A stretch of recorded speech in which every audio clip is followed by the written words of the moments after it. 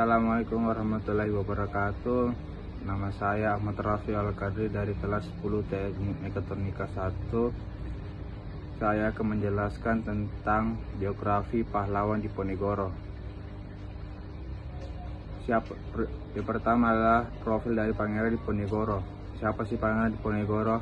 Memiliki nama asli Bendahara Raden Mas Antarwirya atau lebih dikenal dengan Pangeran Diponegoro, merupakan seorang pahlawan nasional Republik Indonesia. Ia lahir di Yogyakarta pada tanggal 2 November 1785 dan wafat di Makassar pada tanggal 8 Januari 1855. Ayahnya bernama Sultan Hamengkubuwono III dan ibunya bernama Raden Ajeng Mengkarawati. Kemudian sejarah Perang Diponegoro. Perang Diponegoro merupakan salah satu perang terbesar yang pernah dialami oleh Belanda selama menjajah Indonesia. Peperangan ini melibatkan seluruh wilayah Jawa, maka perang ini disebut sebagai Perang Jawa. Perang Jawa diawali dengan ketidaksukaan Diponegoro dengan pemerintahan Belanda yang memaksa patok tanah milik Diponegoro di desa Tegalerjo. Saat itu Diponegoro memang sudah muak dengan perlakuan Belanda yang tidak menghargai adat istiadat setempat dan sangat mengeksploitasi rakyat dengan pembebanan pajak. Sikap Diponegoro yang secara terbuka menentang Belanda banyak mendapat simpati dan dukungan rakyat, sehingga atas saran dari pamannya yaitu GPH Mangkubumi, Diponegoro menyingkir dari Tegalerjo dan membuat markas di sebuah gua yang bernama Gua Selarong. Saat itu Diponegoro menyatakan bahwa perlawanan terhadap Belanda adalah perang sabil, yaitu perang menghadapi kaum kafir. Semangat perang sabil yang dikobarkan oleh Pangeran Diponegoro membawa pengaruh besar terhadap rakyat hingga meluas ke wilayah Pacitan dan Kedu. Bahkan seorang tokoh agama di Surakarta yaitu Kiai Maja ikut bergabung dengan pasukan Diponegoro di Gua Selarong. Perjuangan Pangeran Diponegoro didukung oleh Sunan Pakubuwana V dan Raden Temengku Prawiradia, Bupati Gagatan. Kemudian selama perang yang dilakukan oleh Pangeran Diponegoro, Belanda mengalami kerugian banyak karena tidak kurang dari 15.000 tentara dan 20 juta gulden. Berbagai cara terus diupayakan oleh Belanda untuk menangkap Diponegoro.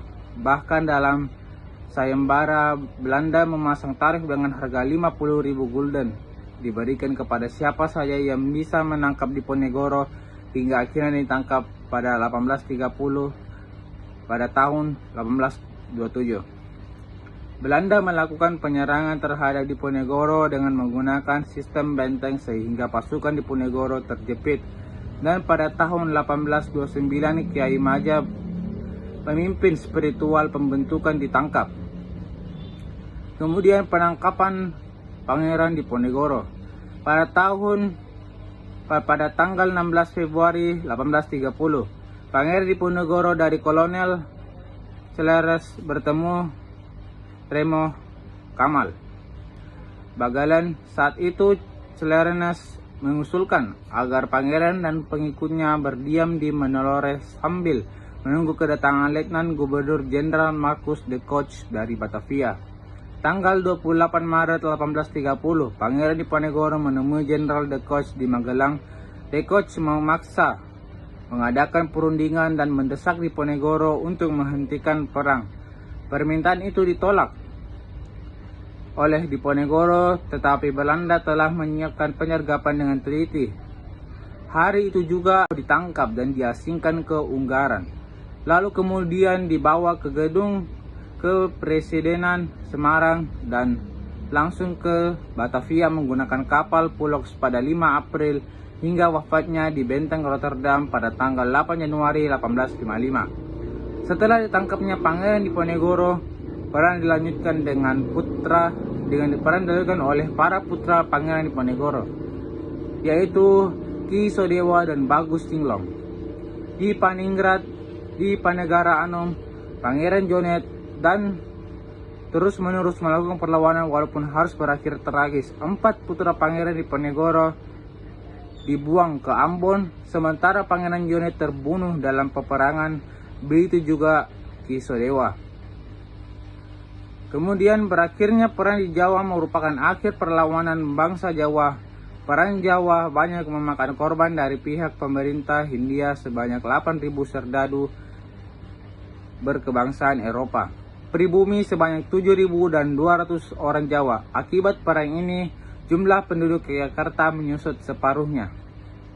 Bagi sebagian kalangan dalam keraton Mangayogyakarta, Pangeran Diponegoro dianggap sebagai pemberontakan sehingga konon anak cucu Nai tidak diperbolehkan masuk ke dalam keraton. Namun ketika keraton dalam kepemimpinan Sultan Hamengkubuwono IX memberikan amnesti bagi keturunan Diponegoro dengan memberikan semangat kebangsaan yang dimiliki Pangeran Diponegoro kala itu, kini anak cucu keturunan Diponegoro dapat bebas masuk keraton, terutama untuk mengurus silsilah bagi mereka tanpa rasa takut akan diusir lagi.